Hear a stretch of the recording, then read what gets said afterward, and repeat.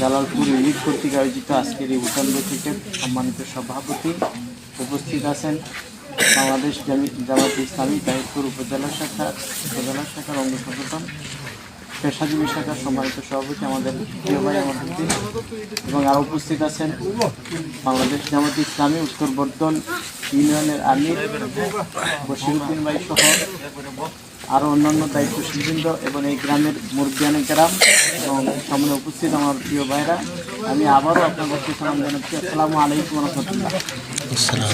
আমরা মহান আল্লাহ তাআলার অশেষ শুকরিয়া আদায় করছি এই জন্য যে মহান আল্লাহ তাআলা আমাদেরকে একটি প্রিয় সংগঠন, যেই সংগঠন বাংলাদেশে আল্লাহর জমিনে আল্লাহর এই দিন কায়েমের জন্য প্রতিষ্ঠিত হয়েছে।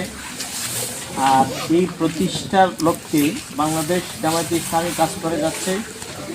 আমরা সেই একটি সংগঠনের সাথে সম্পৃক্ত হয়েছি, এই জন্য মহান রবের দরবারে জ্ঞাপন করছি আলহামদুলিল্লাহ।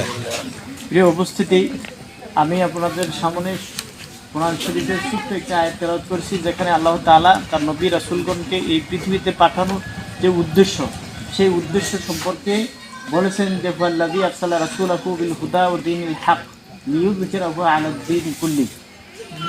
আল্লাহ তাআলা বলছেন যে তিনি সেই সত্তা যিনি তার রাসূলকে তার এই জমিনে প্রেরণ করেছেন সত্য দিন এবং হেদায়েত সহকারে।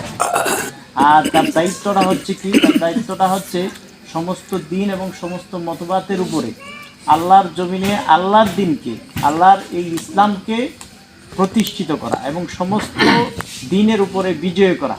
সেই বিজয় করাটার উদ্দেশ্যই হচ্ছে আল্লাহ রসুল তার এই জীবনের মিশন নিয়ে এসেছিলেন। সর্বোপরি আমরা দেখেছি আল্লাহ রসুল সাল্লাল্লাহু আলাইহি ওয়াসাল্লাম যখন তার নবুয়াতির জিন্দেগিতে প্রথম দিকে আল্লাহর জমিনে তার দাওয়াত দিতে শুরু করলেন, তখন বিভিন্ন বাপে কাফের মুশরিকরা বিভিন্ন রকমের অত্যাচার নির্যাতন করেছেন।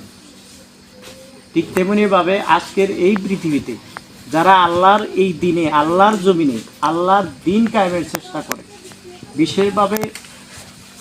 বিশেষভাবে আল্লাহর দিনটাকে রাষ্ট্রীয় পর্যায়ে নিতে চায়, তারা যেই দল এই কাজগুলো করে, নবী রাসূলদের থেকে এ পর্যন্ত আমরা দেখেছি সকলের উপরেই বিভিন্নভাবে অত্যাচার নির্যাতন চলে এসেছে। আমরা দেখেছি আমাদের বাংলাদেশ জামায়াতে ইসলামী, আপনারা জানেন, অনেকজন ভাইকে শহীদ করা হয়েছে। শুধুমাত্র একটাই উদ্দেশ্য ছিল যে তারা এই জমিনে আল্লাহর দিনকে বাস্তবায়ন করতে চায়। আল্লাহর দিন বাস্তবায়ন হলে সমস্যাটা কি? আল্লাহর দিন বাস্তবায়ন যদি হয় তাহলে সমস্যাটা হচ্ছে যারা